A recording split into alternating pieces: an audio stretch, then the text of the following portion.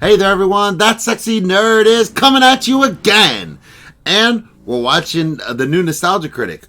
Apparently, he's doing Princess and the Frog. And man, I love him doing all these great movies. It's really, really interesting. But again, I mean, I really wish he had been doing some of these movies individually, like the Austin Power movie, the Shrek movies, and most recently the Back to the Future movies. All could have been one video each, and he's kind of been wasting it.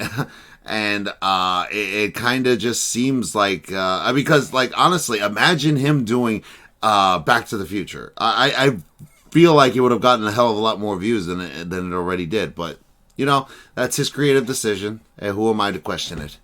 But anyway, yeah, I love Princess and the Frog. I remember when this movie came out. Actually, I was really exciting. Actually, it was like a repeat. I mean, or you know, like saying, hey, you know, we're coming back to 2D animation and everything, because they had already been establishing 3D animation. But essentially, this is probably the movie that, you know, forever in Disney's mind killed the 3D movie. I mean, the 2D animation movies, and it paved the way for the 3D movies, because like the next 3D movie that came out, Tangled, did a lot better, and it was a princess movie as well. So you know how Disney does their lineup. But yeah, I always thought it was a good movie. I always thought it was pretty underrated. But I haven't seen it in a decent amount of time, when maybe there's a reason for that. So let's see what the critic thinks. Remember, please like and subscribe if you want to see more sexy and nerdy content. And let's just get into the episode. Oh no. Greetings, poorly dressed mortal. Oh, now what? Hey, Critic, I see you met Right? my Disney voodoo cousin from out of town, Shadow Stan. No, this isn't a thing. Oh, it's a thing. No, it's not a thing. You made this all up. This isn't the least bit legit. Well, when you think about it. You know how YouTubers always have to find a way to stand out in the algorithm? Oh, you mean the reason we're all slowly becoming TikTube? Exactly. I figure if we go on another wacky adventure like the old days, that might help. Oh, so playing to the nostalgia and the Nostalgia Critic. With a few new spins. And I am literally giving you the spin. I see what they're doing here. We're already rising in recommendations. People want to see what's gonna happen. And this will be more interesting than just talking to us in the doorway all the time. Okay, fair point. This does have possibilities. Whatcha? Hockety pockety walkety whack! This is good. This is really good. He's putting some sort of spell on us. People are gonna want to know what's going on. Cocky lucky passamaquoddy. Admittedly, this does all look pretty cool. Yeah, and we are rising in recommendations. All Really? right, Shadow Stan, what's this building up to? Bing bang boom, booka da beppa. Mosquitoes! Oh, the mosquitoes! I get it. Oh, come on. Man, we're doing this thing. I do not even think that's how voodoo works. Ooh, just think of all the story possibilities. Yeah, but none of them that great. Okay, come on. We are small. We can fly. Where have you ever seen that except in everything else? I don't know. I'm not feeling this, man. Me neither. I'm going to the office. No. Oh. Hey, Stan, where did you learn those dance moves? People underestimate the power of WikiHow. But Critic, how Yeah. will we get big again? There's a whole new exciting world to explore. Or I'll review. Hey, Shadow Stan, can you, Thank you. Fine, I'll go on this journey alone. Who knows what mid-tier adventures await me? Yeah, you know we're Mid-tier. technically doing the doorway talking now, right? I hate all of this! You know what we're doing. Princess and the Frog. Yes, sir. Released back in 2009, Princess and the Frog had a Wow. lot of firsts for Disney animated films. It was the first black Disney princess. First one set in Louisiana. The Black Princess was the big thing. Yeah. It was the last major attempt for Disney to save their hand-drawn movies, and while the film certainly didn't bomb, it didn't pull in the numbers they were hoping for. Well, I guess we'll never know the exact reason why for sure. Some say it was because of prejudice. I agree, but not in the way you may think. I doubt it was a race issue because the characters are pretty popular and keep showing up all over the place. Yeah, exactly. I personally think it came down to two other prejudices. One is hand-drawn animation. Yep. I think a lot of people still associate it with kid stuff, and because 3D animation looks a lot more real, it therefore brings in a lot more adults. But if you're like me, you know exactly the other reason that people got turned off, the main leads being turned into frogs. I know so many people who were excited to see this movie from the teasers with the beautiful backgrounds, great looking characters, nostalgic feels. Then the full trailer showed they got turned into reptiles and spent most of their time in a boring ass swamp. Okay, this wasn't the worst, but does that really grab you as exciting? Swimming under the sea, flying a carpet through Agrabah, roaring on the cliffs of Africa, eating crickets in a swamp. Okay, maybe it was this cricket. Even with that downside, the film is still pretty enjoyable. It has memorable characters, a great visual style, and a good enough story that I felt warranted more hand-drawn epics, but like I said, box office didn't quite agree. So what holds up in this film years later and what croaks? Well, let's return to the bayou to find out. Okay, Critic, I know the answer. All we have to do is fly through the air ducts and find a hornet's nest. A hornet's nest! We're gonna find the hornet queen. Did you know that hornets have queens? I knew bees had queens, of course, surely, but hornets? That's very interesting. This is The Princess and the Frog. That is kind of That's a interesting. familiar sound I know I've talked about several times in the past. The evening star is shining bright. Hello, Newman. Yeah, if you watch this show, you know I've made fun of Randy Newman and his music several times because, let's not kid ourselves, he's entertainingly easy to make fun of. But I'll acknowledge when he's done a good song like in Toy Story 2 or others. And I will admit there are two damn good ones in this, but we'll get to that when we get to that. We see a house filled with so much pink my eyes are bleeding Pepto-Bismol as a young Tiana and young Charlotte are being told the story of The Princess and the Frog by Tiana's mother, played by Oprah. On that note, this might be the first fairy tale Disney's done that actually references the fairy tale. You girls, stop tormenting that poor little kitty. Making life difficult for my staff is my job. Tiana's mom makes dresses for Charlotte. Way too who's the easy. daughter of a rich sugar baron named Eli, played by John Goodman, who spoils his daughter rotten while Tiana goes home to a less ritzy neighborhood. No more Mr. Pushover. Now, who was the puppy? How long was that dog suffocating in silence in that man's coat? Tiana and her father have a dream to one day open their own restaurant, so Tiana says she's gonna wish upon a star in the hopes it'll come true. Yes, you wish and you Little dream baby. with all your little heart. But our PR lawyers say there's an asterisk to that. That old star can only take you part of the way. You gotta help along with some hard work of your own. Ah, hell with that noise. This princess got everything she wanted literally in her sleep. Ah, fair enough. Promise your daddy one thing, that you'll never lose sight of what's really important. A man. Oh, you think I'm joking, but this pushed pretty hard on her. Meet your Prince Charming and dance off into your happily ever after. I want some grandkids. Honestly, it's kind of fun seeing a Disney fairy tale in between the Aladdin and Frozen years, as it still has a marriage of two people who just met, work meaning nothing if you don't have a loving spouse, and of course a dead parent. I don't mind this too much, as this is a throwback to classic Disney fairy tales, which again, are fairy tales. They shouldn't be taken literally. But I will say some of these updates to past Disney properties are simply too much. Like they skinned Aladdin's carpet rug and turned him into a carpet rug. No! Rough night for tips, but every little penny counts. Years pass and Tiana grows up into a waitress working double shifts and saving her money to finally open her own place. I guess I should talk a little bit about the controversies when this film came out. When in development, Tiana wasn't a waitress, she was a chambermaid. But after a lot of pushback, that was changed, while others say it was messing with history. I don't have a strong opinion either way. I get not shying away from the ugly side of racism in the day and keeping it realistic. But, you know, there's also talking frogs in this. Like I said, it's a fairy tale. I understand giving kids a fairy tale. It's not like there won't be reminders of how things really were. Also, in my opinion, though, the racial separations are there. They're just subtle.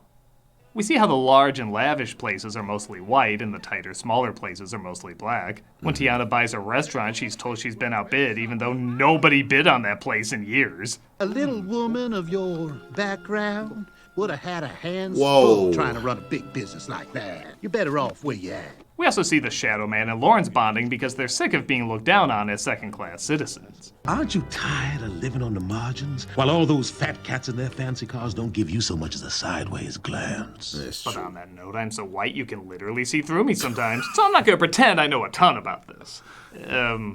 Stan, could you, Is it Stan? Wait, what am I supposed to do? just talk about any racial stuff that stood out to you. Oh, no pressure, but you're representing black people everywhere. Good luck!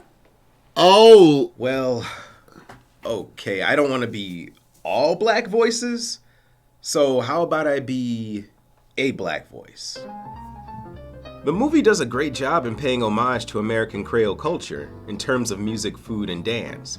I actually have a Creole background, so it's really cool to see it done some justice in a It's Disney nice to movie. hear from Malcolm. With that said, they do misrepresent the religious diaspora of voodoo. They confuse hoodoo with voodoo a lot. Voodoo has specific deities, while hoodoo taps into the direct spiritual connection to black African ancestors. They were either scared to address it, or just don't really know how to address it. There's vague allusions to spirituality and nature with Mama Odie, but while voodoo can do some negative stuff, the film seems to only want to focus on that. When a villain does it, it's voodoo.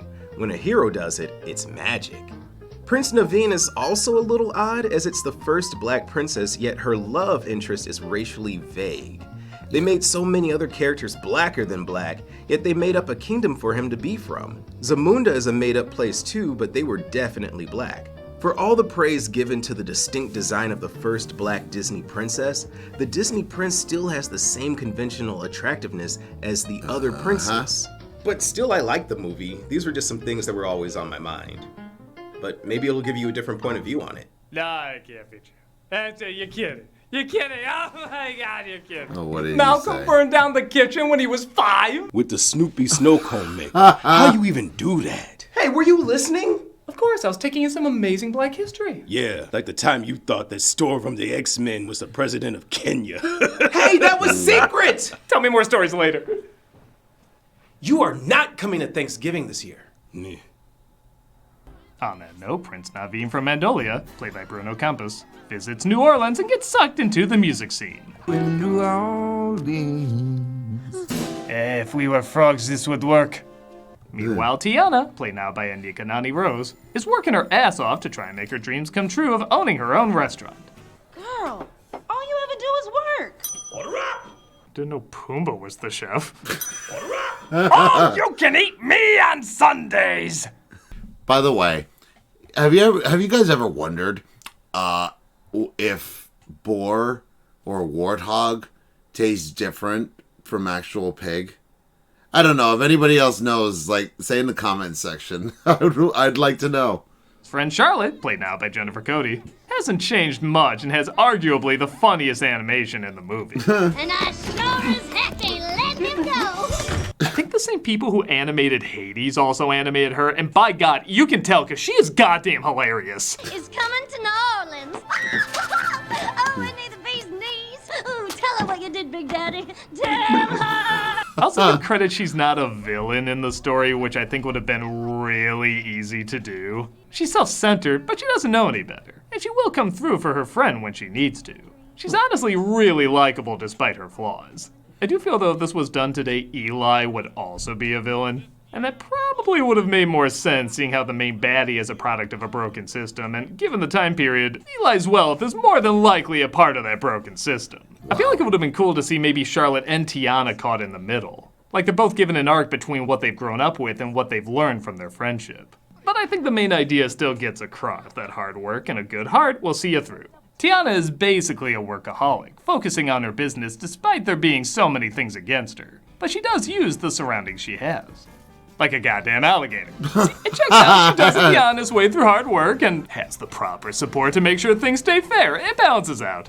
Table for one, please. Oh, Mama. Speaking of which, she buys a building to open up her restaurant in, and we get one of the few song numbers I really like in this film, Almost There. Ain't nothing gonna stop me now, 'cause I'm almost there. It's sung great, it's a good beat, and by God, it looks amazing. These look like color designs or a color script for a Pixar film. Except it's not behind the scenes, it's the actual movie. Please bring hand-drawn films back. Dance with me. That would be nice. Prince Naveen, meanwhile, finds out he's been cut off from his parents' money, and it may look like his party days are over. You finally got into the music. Do you get my joke? Because your head it's in the tuba. It's not a tuba. By the way, if you were told one of these characters on. turned into an animal, which one would you think it'd be? Gentlemen. Like the easiest joke he could have made, To the Critic. Shadow Man, played by Keith David. And while Charlotte is the Keith David. funniest character, this guy is clearly the coolest character.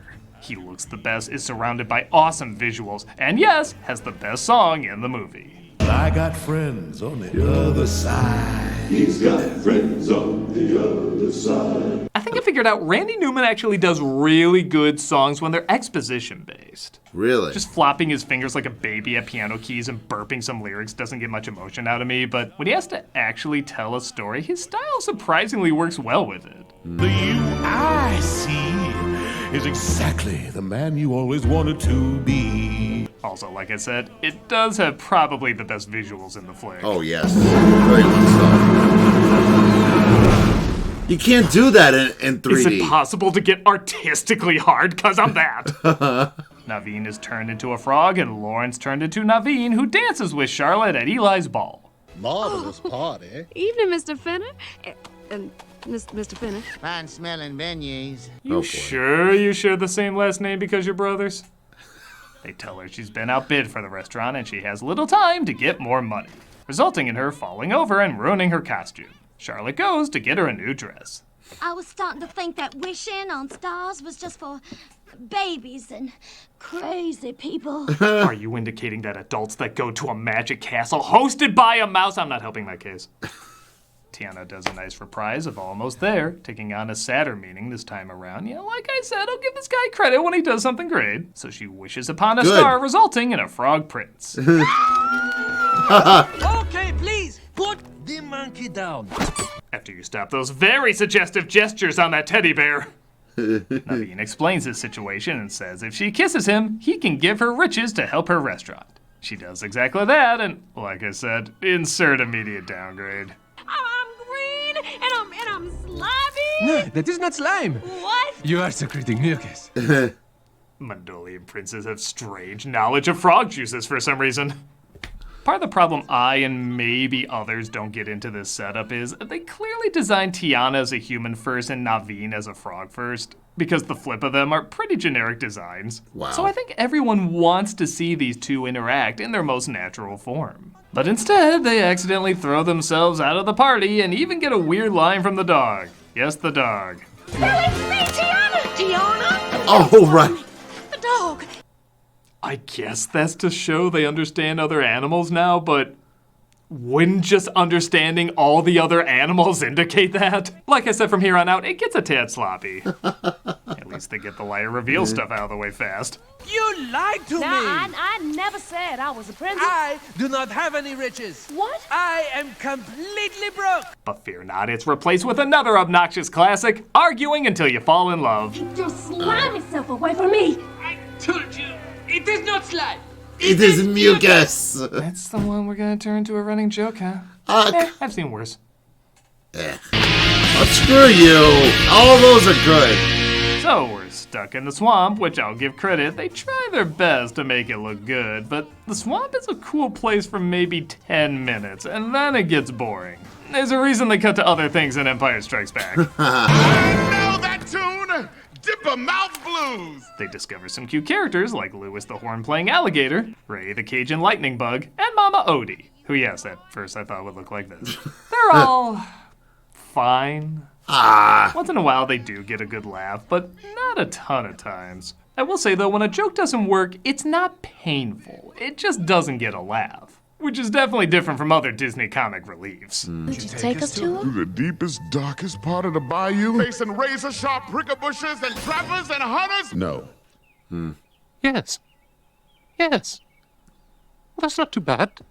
Oh, and the good Newman song, stop. When we're human and we're gonna be Fine. Randy, we need you to write a I can't wait to be king to distract from the fact that our characters don't have chemistry yet. Yeah, that's the funny thing. Tiana and Naveen do end up being a pretty good couple and learning from each other. But all these other characters are thrown in before we like them as a couple. So the core focus is a little little out of whack. With Aladdin and Jasmine, they had instant chemistry, to the point where when they argue, you don't want to see them break up. You like them together. Because here, they switched them around. You don't really care if their arguing keeps them apart. Again, had they kept them in the more favorable designs like what they did with Beauty and the Beast, I think it would have worked better. Would that film have been as strong if they were both humans or both beasts? Okay, somebody somewhere would prefer that version, but most people would not. Thankfully, there are some really funny scenes, though, with Lawrence trying to marry Charlotte to get her riches while the spell keeps wearing off. Though with Lawrence would prefer that version, but most people would not. Thankfully, there are some really funny scenes, though, with Lawrence trying to marry Charlotte to get her riches while the spell keeps wearing off. Dropping of my... Oh. And now, a count of stills that's making 3 or more people's fetishes come true. In heavenly.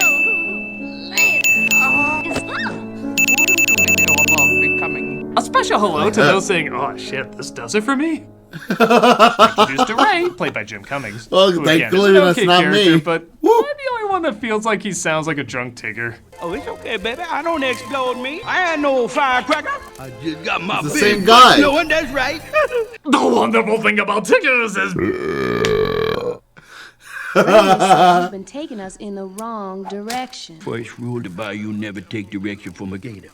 I take back my comment about the racism being subtle. Wow. Never take direction from a gator. Here's another song toddlers can dance to, but isn't hummable enough for them to sing constantly afterwards. Going down the bayou.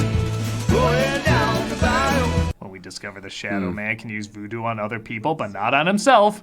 That's story convenient. He tells his friends on the other side he needs help to get the prince's blood for Lawrence's disguise so he can kill Eli and be in charge of the town. You have all the wayward souls your dark little heart's desire.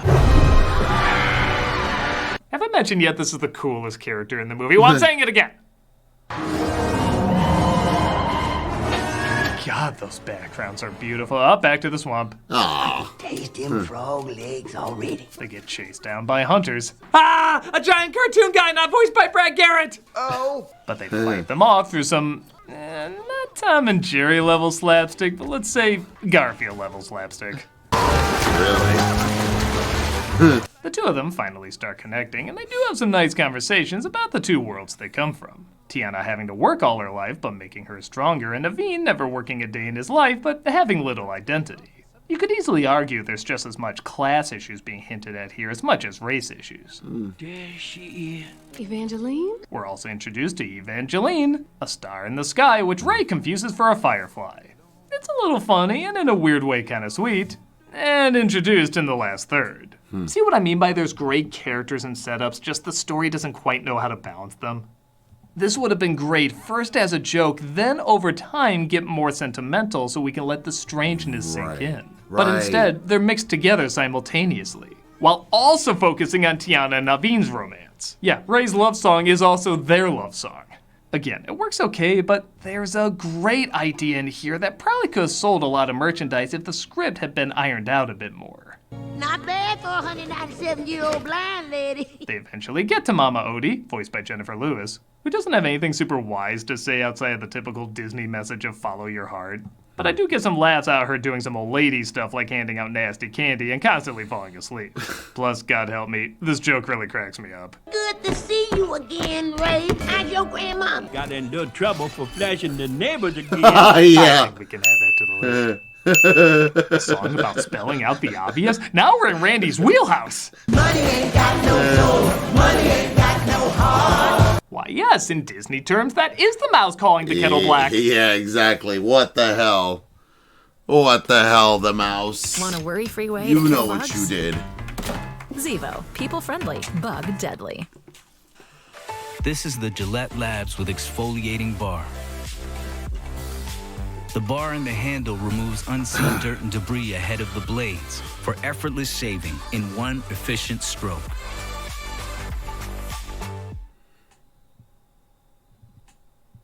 She does reveal that Eli is going to be the king of Mardi Gras, which technically makes Charlotte a princess so he can be kissed by her. Does that count? Yes, it does. Yeah, this really should have been called the loophole in the frog. Hey, Gator, can you blow that horn? Come on, sit in with us. They try to head back to Charlotte, and on their way, Naveen makes an attempt to have a romantic evening. Just ignored the fact that it was a gator. I'm not myself tonight. This is a disaster. No, it's cute. Yeah, that about sums it up. As much as this is a story with probably too many details, the details do add up in a good way too. And I do find myself really enjoying a lot of these characters. But I will admit, this is where most of the people I show this movie to say, yeah, how long is this? They're usually super into the first third, like, oh my god, this is one of the great Disney classics. And then when they're frogs, they start looking down at their phones. The end does get pretty fun again, though, as they get back to the city just in time for Mardi Gras. Triton's like, give me your beads, my nipples are always out. But the Shadow Man catches Naveen, and Ray and Tiana try to save it. This results in somehow the most gruesome yet non-gruesome death at the same time. I will never harm another. Wow, I broke that fast. He tries to win Tiana over by giving her what she's always wanted, but she doesn't fall for it and destroys the blood pouch. Slimy little frog. I got news for you, Shadow Man. It's not slime. It's mucus. Why are you trying to turn that into a shirt? It's not going to be a shirt! This results in a really cool death scene, even though there's technically no violence in it at all. It's awful. Like that. So minus 2 points for not having Lilo's doll in there. Constipated Simba, but not that. Wasted opportunity. The best exit of a villain can only be followed by the best exit of a villain's sidekick. Calling it. That's the funniest scene in the movie. They try to explain to Charlotte what's going on, but it's too late because Mardi Gras has ended and she's no longer a princess. To make things worse, they have to throw a funeral for their beloved Ray. Yeah. I knew he was going to start laughing. Oh, boy. Oh, okay, I'm sorry. I take it back. This is the funniest scene in the movie. You. I legit can't tell if this is meant to be a little funny or not. But honestly, it's like the reverse of the King's death in Shrek 3. The more serious it's taken, the strangely funnier it is. I mean, this is a gator playing taps next to a leaf holding a firefly who sounded like Cajun Man. Is it physically possible not to laugh at least a little bit at this? Oh, boy. Oh, but come on. It's next to Evangelino, which, come on, that is perfectly seasoned Disney schmaltz. Tiana and Naveen decide to get married as frogs, making her, you guessed it, a princess whose kiss can break the spell. Once you became my wife, that made you a princess. Under Section 2, Article 5, Line 3 of the Book of Magically Enchanted Law. Jesus, there's a lot of rules in this. Thank God they still speak the foreign language of Gator. Hey, wait, if they couldn't talk to each other before, how did he talk to that band? God, that dog scene just becomes more and more pointless. As Tiana opens up her restaurant, and even Charlotte discovers the prince has a brother she can marry. How old did you say you were? I'm 6.5. Well, I waited this long. No, you will not. Weird. Think that's ewy yet. He is What very. are the marriage laws in Maldonia? Ew. And that was The Princess and the Frog. Is it perfect? No. Is it one of the great hand-drawn Disney films? I don't think I can go that far, but it does have some of my favorite stuff from any of the hand-drawn movies. The main characters and villains are very likable, and in some ways, trailblazers. Yes, Tiana is the first black Disney princess, but she's also the first one to be obsessed with her work. When's the last time you saw that in a Disney princess? Naveen is likably naive, and their different backgrounds make for decent chemistry. Eventually. The villain is one of the coolest there is, it looks amazing. It's just that pesky story that's sadly all over the place. But even for all over the place, it still kept my attention and made me want to know what was going to happen. Even the few times it starts to get boring, it always finds something interesting to win me back. So yeah, I really like this movie. I wish there were more like it being made at Disney. See? I can't act like I don't enjoy the CG ones being made, but maybe if films like this continue to grow a following, we'll see more like them in the future. Or at least their shitty live-action remakes. I'm the Nostalgia Critic. I am still small, that's right. Hey, Stan! We, went on an amazing adventure. And we learned a lot about ourselves. We lost Tamara, though. Oh, yeah. Yeah, where the hell did she go? The Tamra Pit. Of doom! Massive doom, yeah. So, can you change us back to normal? You're so right. You're so right. Good time. Oh, Right. there you two are. Tamra? What the hell? Oh, well, my adventure included me growing back to full size, but still keeping my mosquito powers. It was quite simple, actually. Cool. Can you change us back to normal? Well, that's the thing. The only people who can take away her powers and thus be a threat are two likable co-workers. Oh yeah? Who are they? What? Oh, you sillies, you're not likable at all. Oh. Oh, well, I guess that works out well for us. Got in trouble for flashing the name again. That last little thing, that was hilarious. That got me right there. That was like a Family Guy cutaways joke. It's like, boink! It's just somebody just getting punched in the face. Yeah, I always liked that movie. I always really did. And if they were to somehow take something from this review or from this example, they probably could make a good remake, because honestly, I think he's given really good ideas for a remake. What do you guys think? Sound off in the comments below. Would you like to see a remake if they wrote it right? This has been That Sexy Nerd Reacts. Please like and subscribe if you want to see more sexy and nerdy content, and I got more coming for you today. So I'll see you all in the next video.